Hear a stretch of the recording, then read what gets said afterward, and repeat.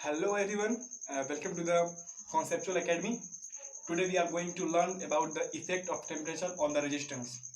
Okay, so let's start. Firstly, we should think what temperature can affect on any resistance. ठीक है, क्या resistance में effect डाल सकता है टेम्परेचर? देखो क्या होता है टेम्परेचर अभी तक हम लोगों ने क्या पढ़ा है, क्लास 10 तक हम लोगों ने ये पढ़ा कि टेम्परेचर जैसे जैसे बढ़ता है रेजिस्टेंस भी उसके साथ बढ़ता है। हम लोगों ने ये पढ़ा, पर हम क्यों मान लें कि ऐसा होता है? ठीक है, तो वही आज हम आज की क्लास में जानने वाले हैं। ठीक है, हम लोग जानेंगे कि ऐसा क्यों होता है। सही है, चलो देखो क्या किए, हम एक कंडक्टर लिए। ठीक है, एक कंडक्टर लिए। पहले इसका हेडिंग डाल लो, कॉपी में अगर बना रहे हो नोट्स तो उसका हेडिंग डाल लो, effect of temperature on resistance. Effect of temperature on resistance. ठीक है, अब देखो रेजिस्टेंस कुछ भी हो सकता है, या फिर कंडक्टर को हम ले लें, या फिर सेमी कंडक्टर, या फिर कोई एलॉय। ठीक है, तो पहले हम लोग कंसीडर करते हैं अबाउट द कंडक्टर। ओके, तो फर्स्ट हम लोग क्या लेते हैं, कंडक्टर को लेते हैं। सही है, देखो कंडक्टर कोई हम किसी भी कंडक्टर को बात करते हैं, किसी भी कंडक्टर, उसमें आर इक्वल टू क्या होता है, are equal to rho into L by ए। और यहां से हम लोग क्या पढ़े थे कि इसका एक फॉर्मूला ये भी होता है कि m L by N E square tau average, और ए इंटू ए होता है m L by N E square tau a होता है आर इक्वल टू। सही है, आर इक्वल टू इतना हुआ। अच्छा ये बताओ, अगर यहां से हम लोग चाहें कि रो का मान निकल जाए तो रो इक्वल टू क्या लिख सकते हैं? देखो तो रो इक्वल टू क्या लिख सकते हैं, m by N E square tau average, m by N E square tau average. अरे ध्यान दो नहीं यार, एल बाई ए इसमें एल बाई ए से गुणा कर देंगे तो फिर तो आ जाएगा R equal to rho. R equal to क्या होता है, rho into L by A. Rho का मान इतना हुआ, I into L by A. सही है, रो इक्वल टू इतना हुआ और आर इक्वल टू इतना हुआ, कितना, m L by N E square tau average into a. इसको मैं डाल देते हैं कुछ देर के लिए। ठीक है, तो इसको ध्यान दो, यहाँ पर आर इक्वल टू आया, आर इक्वल टू इतना आया, और मेरा रो इक्वल टू इतना आया। अच्छा एक बात बताओ, इसमें टेम्परेचर हम क्या करते हैं, इसका टेम्परेचर को इंक्रीज करते हैं। क्या करते हैं, we are increasing the temperature. देखो टेम्परेचर इंक्रीज, हम टेम्परेचर को जब इंक्रीज किए तब क्या हुआ, हमको ए ऑब्जर्व करना है। देखो पहला तो क्या होगा, देखो इसमें अगर हम आर की बात कर रहे हैं अभी, ठीक है, आर की बात करो, जो टाउ एवरेज है वो घट जाएगा।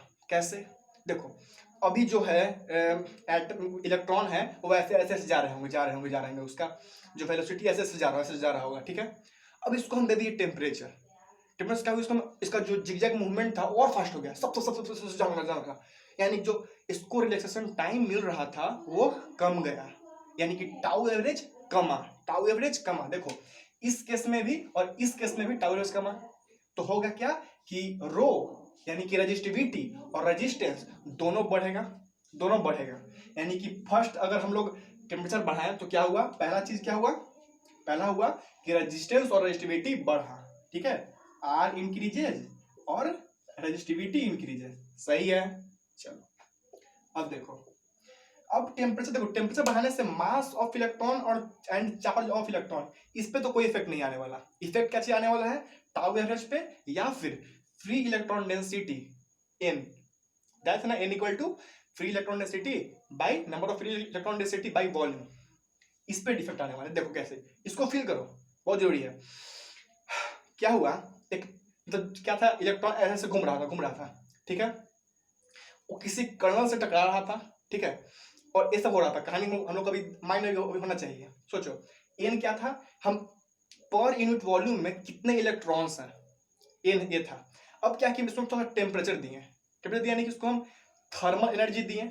आप लोग को पता होगा कि अगर कोई एटम है उसमें हम एनर्जी दे रहे हैं तो उसके इलेक्ट्रॉन्स बाहर निकल जाएंगे। इलेक्ट्रॉन चाहते हैं कि जैसे ही बाहर निकले, उसको जैसे हम थोड़ा सा एनर्जी दिए एज अ थर्मल एनर्जी। जब हम वही बात कर रहे हैं टेम्परेचर, जैसे इसको हम टेम्परेचर दिए, इलेक्ट्रॉन थोड़ा सा बाहर निकल गया, टेम्परेचर दिए इसके थोड़ा सा, इसको एटम पे दिए टेम्परेचर, इलेक्ट्रॉन इसके बाहर निकल गए। अब बाहर निकल गए तो पर यूनिट वॉल्यूम में इलेक्ट्रॉन्स की संख्या बढ़ेगी क्या? बढ़ेगी क्या? बढ़ेगी। सही है यहाँ तक? नहीं समझे? फिर समझो, फिर समझो। क्या किए हम, एक एटम है, ये समझना बहुत जरूरी है, एटम है, इसमें क्या किया हम, अभी बात करें टेम्परेचर को इंक्रीज किए, टेम्परेचर को इंक्रीज किए। और हम लोग पढ़े हैं टेम्परेचर इंक्रीज यानी इसको हम थर्मल एनर्जी दे रहे हैं। और किसी भी एटम में अगर आप एनर्जी दोगे, if you give the energy to any atom, the electron of that outermost क्या बोलते हैं उसको, सर क्या उस ऑर्बिट, आउटरमोस्ट ऑर्बिट में जो भी इलेक्ट्रॉन होंगे वो बाहर निकल जाएंगे। क्योंकि हम लोग पढ़े हैं ना, जैसे उसको एनर्जी मिलता है आउटरमोस्ट इलेक्ट्रॉन को, वो बाहर निकल जाता है, जब उसको अंदर होगा वो बाहर निकल जाएगा। सही है? चलो, यानी कि हम लोग जान गए कि टेम्परेचर देने पर जो n है, n बढ़ेगा। n क्या है, मतलब n है number of free electron density, वो तो बढ़ रहा है, वो बढ़ रहा है ना। तो वो बढ़ने की वजह से क्या होगा, जब a number of free electron density है, ये बढ़ रहा है, नीचे वाला बढ़ा, तो इसको और इसको दोनों को घटा देगा। देखो ये बढ़ा, इसको घटाएगा, ये बढ़ा, इसको घटाएगा। दूसरा सब लोग क्या निकालें कि क्या मेरा रेजिस्टेंस घटेगा और रेजिस्टिविटी भी घटेगी। रेजिस्टिविटी और रेजिस्टेंस दोनों घट रहा है। ध्यान दो, फर्स्ट केस से हम लोग को पता चला कि रेजिस्टेंस और रेजिस्टिविटी दोनों बढ़ रहा है, और सेकेंड केस से हम लोग को क्या पता चला, we observe that resistance and resistivity both are decreasing. अब गलत है यार, एक बता रहा है ऊपर, एक बता रहा है नीचे, हम किसको फॉलो करें? तब यहाँ पर हमारे फिजिसिस्ट ने एक कंक्लूजन निकाला कि चूंकि हमारे पर यूनिट वॉल्यूम में about 10 to the power 29 electrons per unit volume, पर मीटर क्यूब उसको करते हैं, पर मीटर क्यूब, यानी 1 मीटर क्यूब में इतने इलेक्ट्रॉन्स होते हैं, ढल्ले से इलेक्ट्रॉन है, बहुत सारे बहुत सारे। अब इतने सारे इलेक्ट्रॉन्स हैं, अगर टेम्परेचर बढ़ाने से एक फुद्दू से कुछ मतलब कुछ इलेक्ट्रॉन्स बढ़ भी जा रहे हैं, फिर भी उतना फर्क नहीं डालेगा, उतना फर्क नहीं डालेगा as compare to this first condition.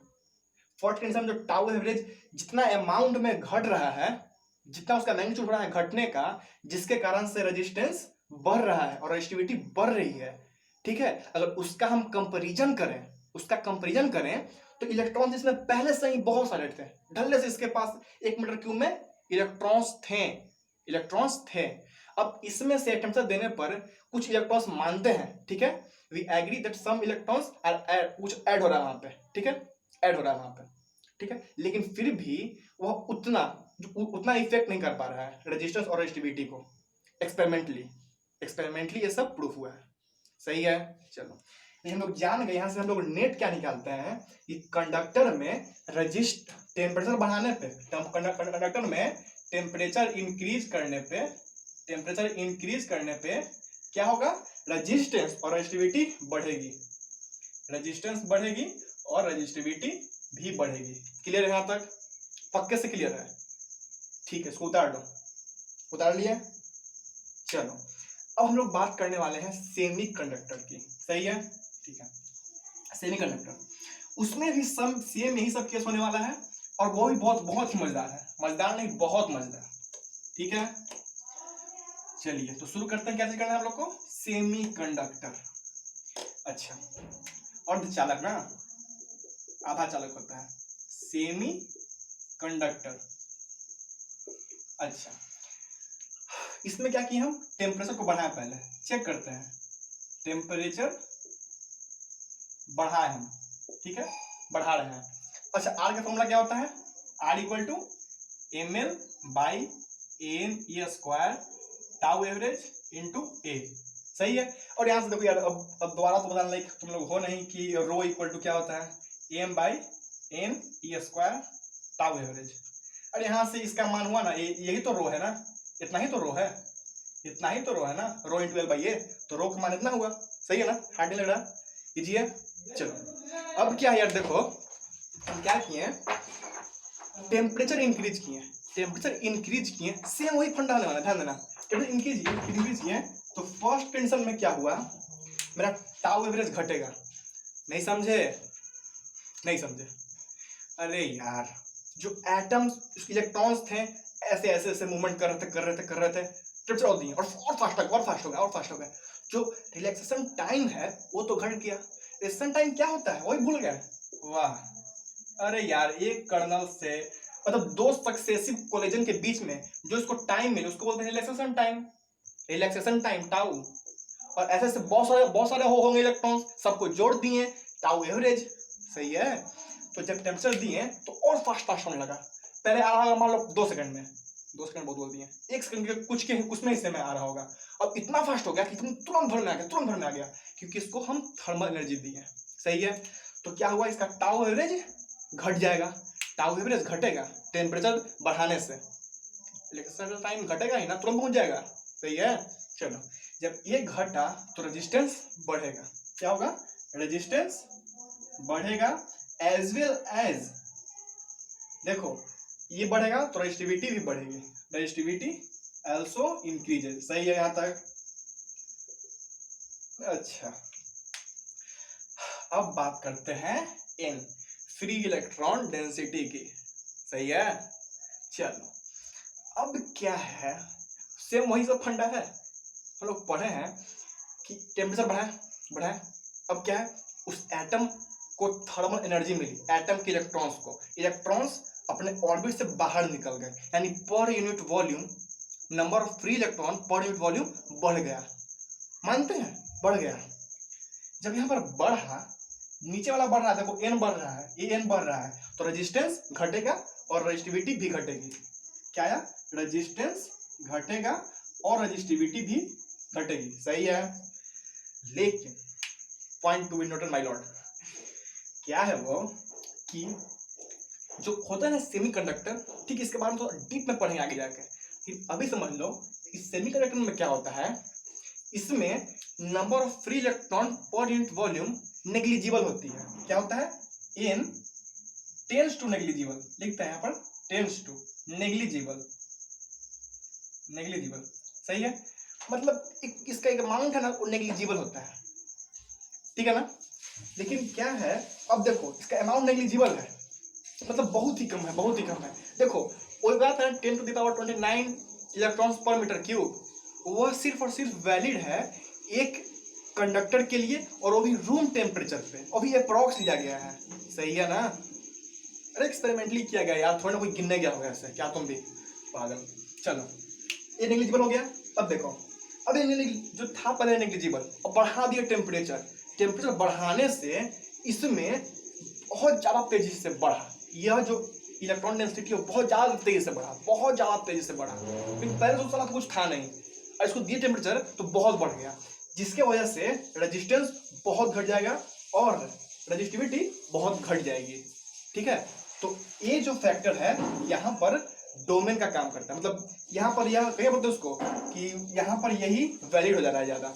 और ये जो है, जो फर्स्ट वाला था कि टाउ एवरेज घट रहा है तो रेजिस्टेंस बढ़ रहा है, मानते हैं बढ़ रहा है, लेकिन जब अगर हम कंपेरिजन कर रहे हैं तब मेरा जो एन वाला था वैल्यू, जो एन वाला फंडा था कि एन बहुत ज्यादा बढ़ जा रहा है, जिसकी वजह से रेजिस्टेंस और रेजिस्टिविटी बहुत ज्यादा घट जा रही है। अरे नीचे है यार, नीचे वाला बढ़ता है तो वाला घटता है, बताया था ना। देखो ये बढ़ रहा है, ये बहुत ज्यादा बढ़ रहा है तो ये घट जाएगा, ये बहुत ज्यादा बढ़ रहा है ये घट जाएगा। ठीक है। और ये भी घट रहा है जिसकी वजह से इसको बढ़ना चाहिए, ये भी घट रहा है जिसकी वजह से ये बढ़ना चाहिए। ठीक, अगर हम कंपेयर करें कि दोनों में डोमेन कौन करेगा, ठीक है, तब इसमें हम एन को बोलेंगे कि एन ज्यादा पावरफुल, एन ही यहाँ पर फैक्टर होगा जो कि इसको डिसाइड कर सके। ठीक है। तो इसको यानी यहाँ पर हम लोग ये जाने, ठीक है, यहाँ पर हम लोग क्या जाने कि टेम्परेचर इंक्रीज करने पे resistance as well as resistivity decreases. सही है यहाँ तक, कोई दिक्कत नहीं ना, पक्का सर। चलो उतार दो इसको। अब हम लोग बात करने वाले हैं एलओएच की। नाइक्रोम, जैसे नाइक्रोम तो पढ़े ही होंगे, पढ़े हो, नाम सुना नाइक्रोम के, सुना तो है, ये सब कुछ सुना है यार, क्या हम भी मजाक करते रहते हैं। चलो अब करते हैं बात नाइक्रोम की कि नाइक्रोम में क्या पढ़, मतलब एलओएच की। ठीक है। थर्ड में ले लेते हैं एलओएच। सही है। इसमें लेते हैं जस्ट लाइक नाइक्रोम, एग्जाम्पल दे रहे हैं, ठीक है। अब क्या है एलॉयज में, इसमें भी हम देख लो पहले रजिस्टर रूल क्या होगा, M L by M E square tau average into A, और यहाँ पर रो इक्वल टू क्या होगा, M by M E square tau average. अब ए में पूछना कि रो इक्वल टू कैसे आया, अरे भाई इतना ही रो होता है ना, इतना ही रो होता है, बता चुके हैं हम, पता था। चलो अब देखो सही आंसर से पूछना, वही फंडा, टेम्परेचर इंक्रीज कर रहे हैं, क्या कर रहे हैं, अरे यार टेम्परेचर को हम इंक्रीज कर रहे हैं, टेम्परेचर इंक्रीज, हम जब टेम्परेचर इंक्रीज किए तब तुमको, अब तुम बताओगे हमको, बता जल्दी से, टाउ एवरेज बढ़ेगा घटेगा, टाउ एवरेज बढ़ेगा कि घटेगा, घटेगा, क्योंकि जब टेम्परेचर दिए तो जितने मूवमेंट और फास्ट हो गया, तो उसको जब रिलैक्स करने का टाइम मिल रहा था वह कम गया, ये कमा तो ये बढ़ेगा, ठीक है। और सेम इसमें वही करते हैं, ये क्या था, एन, एन बढ़ेगा तो ये घटेगा, और एन बढ़ जाएगा क्योंकि टेम्परेचर दे रहे हैं, उसको एटम्स के इलेक्ट्रॉन्स को एनर्जी मिलेगी, इलेक्ट्रॉन्स है वो बाहर निकल जाएंगे, तो पर यूनिट वॉल्यूम में इलेक्ट्रॉन की संख्या बढ़ जाएगी, जिसकी वजह से एन बढ़ जाएगी, समझे, क्लियर है ना। तो वही ये अगर बढ़ गया तो ये घट जाएगा, ये बढ़ गया तो ये घट जाएगा। इसमें क्या हुआ, फर्स्ट कंडीशन में हम लोग जाने कि टाउ एवरेज, मतलब कि टाउ एवरेज की वजह से रेजिस्टेंस और रेजिस्टिविटी क्या हुआ, ये घटा तो ये दोनों बढ़ा, यानी कि आर इंक्रीजेज और रेजिस्टिविटी इंक्रीजेज, सही है यहाँ तक। दूसरा में क्या देखे हम लोग कि एन की वजह से एन बढ़ा तो ये घटी और ये घटा, यानी कि रेजिस्टेंस भी घटा और रेजिस्टिविटी भी घटी। यहां से यह निष्कर्ष निकाला गया कि इस पर कोई इफेक्ट नहीं होता, कोई इफेक्ट नहीं होता टेम्परेचर का। अब बोलो कि इफेक्ट क्यों नहीं होता, एक्सपेरिमेंटली देखा गया है, इसका यूज कहाँ है, बताते हैं। सपोज करो बस इमेजिन करो कि हम दोनों एक लैब में हम लोग बैठे हुए हैं, ठीक है। तो तुम एक्सपेरिमेंट कर रहे हो और तुमने मुझे बोला कि मुझे एक तार की आवश्यकता है, ठीक है, आई नीड अ वायर। तो हम बोलेंगे ठीक है। तो जब हम लोग एक्सपेरिमेंट कर रहे थे तो एक हम देखो नाइक्रोम का नहीं, हम दूसरे कॉपर वायर लेके आते हैं, ठीक है, हम तुम वायर लेके आते हैं, और हम लोग जब वहां पर किए, हम जब किए एक्सपेरिमेंट, तो जो हमारा रीडिंग था वह गलत बता रहा है, या फिर उसमें कुछ कैलकुलेशन में कुछ प्रॉब्लम आ रही है, तुम टेंशन में आ गए, अरे क्यों, ऐसा क्यों हो रहा है। फिर तब जाकर तुमको कोई आदमी बताएगा कि देखो जब हम उस तार की मदद से एक्सपेरिमेंट कर रहे हैं तो तार में इलेक्ट्रिक करंट पास हो रही है, तो पास जब हो रही है उसकी वजह से उसका हीट इफेक्ट आया है ना। करंट जब पास होती है तो वहां पर टेम्परेचर बढ़ाता है, वो टेम्परेचर बढ़ता है। और कॉपर लेते हैं, कॉपर क्या है, कंडक्टर। अभी हम पता किया कि कंडक्टर को टेम्परेचर बढ़ाते हैं तो रेजिस्टेंस बढ़ता है, जब रेजिस्टेंस बढ़ गया, ठीक है। देखो रेजिस्टेंस हमको कांस्टेंट चाहिए, जब हम लोग कुछ कर रहे हैं एक्सपेरिमेंट तो लोग चाहेंगे कि रेजिस्टेंस बढ़े या घटे नहीं, क्योंकि मेरा रीडिंग में प्रॉब्लम नहीं है, मेरा कैलकुलेशन में प्रॉब्लम नहीं है। तो इसलिए हमसे बोले कि नहीं, हमको ऐसा वायर चाहिए जिसका रेजिस्टेंस वेरी नहीं करे, ठीक है, रेजिस्टेंस वेरी नहीं करे, हर एक पॉइंट उसका जो रेजिस्टेंस है जो बदल सकता है। अगर कॉपर लेके आए तो हर एक पॉइंट बदल सकता है ना, वो सिर्फ भी और आई पर डिपेंड करेगा फिर। लेकिन हमको ऐसा चाहिए जो क्या मतलब वो टेम्परेचर कम से कम डिपेंडेंट नहीं हो, हम भी और आई को मैनेज कर लेंगे एक्सपेरिमेंट में, लेकिन वो टेम्परेचर डिपेंडेंट नहीं हो, टेम्परेचर को कोई इफेक्ट न जाए, सही यहाँ तक। इसलिए इसका हम लोग यूज करते हैं नाइक्रोम वायर का, सही यहाँ तक। सब कुछ क्लियर अच्छे से क्लियर होना चाहिए, कॉपी पर लिख लो, इंपॉर्टेंट है सब। देखो अब आज देखते हैं एक बहुत ही इंटरेस्टिंग टॉपिक। अब टॉपिक क्या है, temperature coefficient of resistance, that is called alpha, alpha beta gamma, तो वही वाला अल्फा, ठीक लिखते हैं यहाँ पर, क्या बोलते हैं उसको, टेम्परेचर कोएफिशिएंट, टेम्परेचर कोएफिशिएंट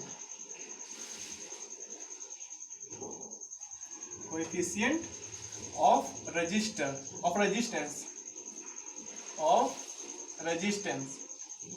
और इसी को बोलते हैं अल्फा।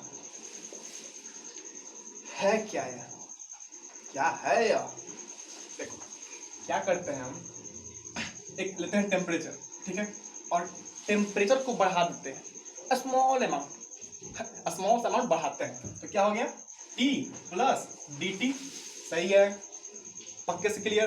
अच्छा, अब क्या हुआ, हम टेम्परेचर को देखो, एक बात और जान सकते हैं, टेम्परेचर को बढ़ाए नहीं है, हो सकता है कि उसको हम घटाए भी हो, T प्लस और ये dt का मान जो हम यहाँ पर है क्या ये माइनस में होगा, हम बस कुछ चेंज कर रहे हैं, या फिर बढ़ा रहे हैं या फिर घटा रहे हैं, ठीक है, कुछ भी कर रहे हैं।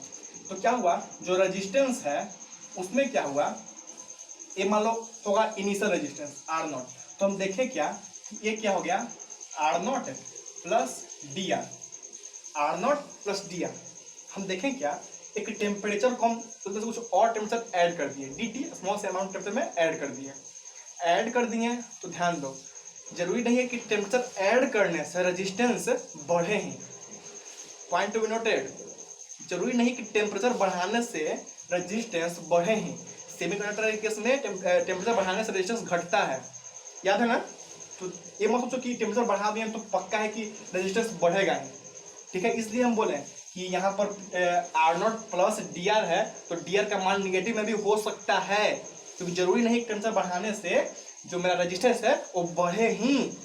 फिर से बोले नहीं ना, फिर से पक्का क्लियर, बहुत इंपॉर्टेंट है, फिर से बोलते हैं टेम्परेचर को हम इंक्रीज किए dt, जरूरी नहीं है कि टेम्परेचर इंक्रीज करने से रेजिस्टेंस भी इंक्रीज ही हो। In the case of semiconductor we have learned कि रेजिस्टेंस घट जाता है, तो इसलिए dr का मान निगेटिव नहीं हो सकता, यानी कि बस जान लो कि dr और dt चेंज है, कि कुछ चेंज हो रहा है, टेम्परेचर में कुछ चेंज हो रहा है और जो रेजिस्टेंस है उसमें कुछ चेंज हो रहा है। अब चेंज पॉजिटिव हो सकता है, चेंज निगेटिव हो सकता है, क्लियर, पक्के से क्लियर। चलो अब क्या हुआ, यहां से हम लोग ये देखें कि जो dr है ना, dr और डायरेक्टली प्रोपोर्शनल टू dt है। अरे तो नॉर्मल चाहिए यार, देखो जितना तुम टेम्परेचर बढ़ाए उतना ही चेंज इन रेजिस्टेंस होगा ना। अब देखो, या फिर तुम टेम्परेचर को बढ़ाए या फिर टेम्परेचर को घटाए, उतना ही चेंज ऑफ रेजिस्टेंस बढ़ेगा या रेजिस्टेंस घटेगा, ये तो नॉर्मल चीज है, इसमें कोई बात नहीं है, समझ गया ना यहाँ तक। लेकिन अब की जो आने वाला है वो झटका देने वाला है, वो क्या है कि जो dr directly proportional to R0, ये क्या है, झटका देने वाला था नहीं, ऐसे ही बोले, देखो जो dr जो चेंज इन रेजिस्टेंस आने वाला है, तो चेंज इन रेजिस्टेंस बढ़ भी सकता है, घट भी सकता है, आई रिपीट, फिर से रिपीट करता है, टेम्परेचर बढ़ाने से घट भी सकता है, बढ़ भी सकता है, ये मत ध्यान बैठाना कि टेम्परेचर बढ़ाने से बढ़ेगा ही, पक्के से क्लियर। वो डिपेंड करेगा कि कैसा हुआ मटेरियल है, कंडक्टर है, सेमीकंडक्टर है, एलॉय है, क्या है, समझे। चलो फिर क्या बोला, जो dr है डायरेक्टली प्रोपोर्शनल टू R0, जितना ज्यादा हम इनिशियल रेजिस्टेंस रखेंगे उतना ज्यादा उसका चेंज इन रेजिस्टेंस आएगा, बात सही है।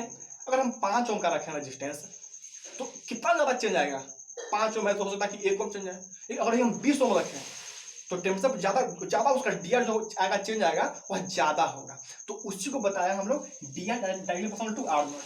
ये हम नहीं बोल रहे हैं, ऐसा एक्सपेरिमेंटली बताया गया है, क्लियर है। अच्छा, तो अब यहीं से क्या होता है, देखो प्रोपोर्शनलिटी का साइन हटाकर देखो क्या हुआ, dr equal to alpha R0 into dt, देखो ये प्रोपोर्शनलिटी का साइन हटा करके dr equal to alpha R0 dt, here alpha is temperature coefficient constant, alpha is temperature coefficient constant. नाम पर ध्यान मत दो, अल्फा क्या है, सही यहाँ तक नाम पर ध्यान मत दो, जान लो कि अल्फा क्या है, टेम्परेचर कोएफिशिएंट कांस्टेंट है। प्रोपोर्शनलिटी का साइन डालने के लिए हमको कोई कांस्टेंट डालना पड़ता है, तो वही डाला हुआ है, क्लियर।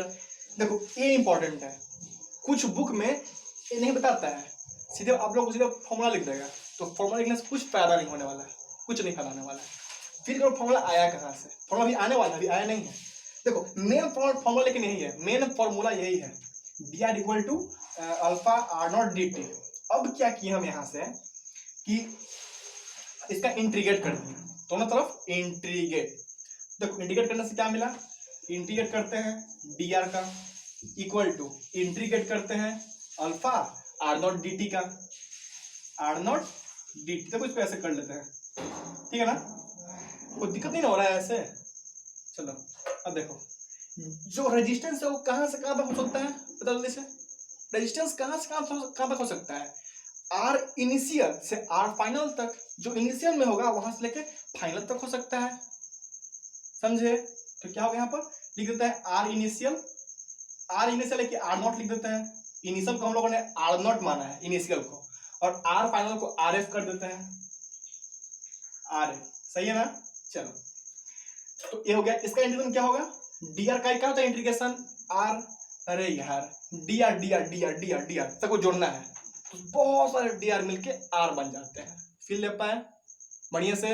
चलो इसका क्या होगा इंटीग्रेशन आर, अच्छा अच्छा आर तो इसका इंटीग्रेशन हुआ कहां से कहां तक, upper limit minus lower limit, यानी क्या होगा R F minus R not, है ना, upper limit minus lower limit, अच्छा इक्वल टू, अच्छा यहीं पर बच्चे थोड़ा सा धोखा खाते हैं, ध्यान दो, आर नॉट तो कांस्टेंट है, अरे इनिशियल रेजिस्टेंस तो डिफर नहीं कर रहा ना, डिफर तो कर रहा है फाइनल रेजिस्टेंस ना, फाइनल रेजिस्टेंस बढ़ेगा या घटेगा, पर इनिशियल रेजिस्टेंस तो कांस्टेंट है, उसको बाहर निकाल सकते हैं, समझे। चलो बाहर निकल गया, अब क्या बचा, integration of alpha into D T. अब बच्चे गलती क्या करते हैं कि इस अल्फा को कांस्टेंट मान लेते हैं, बता देते हैं आप लोग को कि अल्फा कांस्टेंट नहीं होता है, क्योंकि यह टेम्परेचर पर डिपेंड करता है, alpha depends on temperature, this is true, सही है। पर एनसीईआरटी के बुक में भी, ये बहुत सारे बुक में भी ये लिखा गया है कि यह कांस्टेंट, देखो माना जाता है कांस्टेंट, पर एक्चुअली में नहीं होता, फील लो पहले, नॉलेज ले लो, लेकिन उसको डीप में नॉलेज ले लो। ये अल्फा को यहाँ पर हम लोग कांस्टेंट मानते हैं, पर actually in deep alpha also depend on the temperature, पक्के से क्लियर है, सही में। चलो इसको बाहर निकाल दिए, कांस्टेंट देखो मानते लिख लेते हैं, alpha assume to be constant, to be constant, दिमाग बैठा लो, एज्यूम किए हैं। देखो क्वेश्चन में ऐसे पूछ दे कि अल्फा कोई, मतलब तुम दे रहे हो एग्जाम एडवांस के लेवल दे रहे हो या फिर मेंस लेवल या फिर बोर्ड में दे रहे हो, तुमको बोल दे कि अल्फा टी स्क्वायर प्लस 1, तो अल्फा देखो तो टी पर डिपेंड कर रहा है, टेम्परेचर पर डिपेंड कर रहा है, टी, ये टी इज टेम्परेचर, ठीक है, टी टी टी टी, सही है ना। तो देखो जरूरी नहीं है, अगर कोई क्वेश्चन दे दे कि alpha equal to T square plus 1, तो वहां भी तुम अपना राग आप लोगे तो दिक्कत हो जाएगा, बस मेन फॉर्मूला ए याद रखो, इधर इधर मत देखो, ध्यान ध्यान इधर देना ही नहीं है, अभी ध्यान दे दो, लेकिन ध्यान दो तुमको बस ये ध्यान देना था, तो यहाँ से इंटीग्रेट करके वो निकाल लोगे, वो इजी है, देखो कैसे, ये इसको मान लिया कांस्टेंट, अभी देखो अभी माने कांस्टेंट, अभी ये नहीं है, मतलब अभी ये नहीं है, ठीक है, अभी कांस्टेंट माने, तो ये बाहर निकल जाएगा, क्या आया मेरा R F minus R naught equal to R naught integration alpha बाहर निकल जाएगा, ड्यूटी का क्या होता है इंटीग्रेशन टी, कहां से कहां तक, टी कहां से कहां तक, टी इनिशियल से टी फाइनल तक, टी इनिशियल लिख देते हैं यहाँ पर टी नॉट, और टी फाइनल को लिख देते हैं टी एफ, टी इनिशियल से टी फाइनल तक जाएगा, टेम्परेचर कहां से कहां हो सकता है यार, टेम्परेचर अभी मान लो कि इनिशियल में कुछ होगा इनिशियल, और फाइनल में टेम्परेचर इतना बढ़ाए हम, समझे, अपर लिमिट और लोअर लिमिट लगा रहे थे।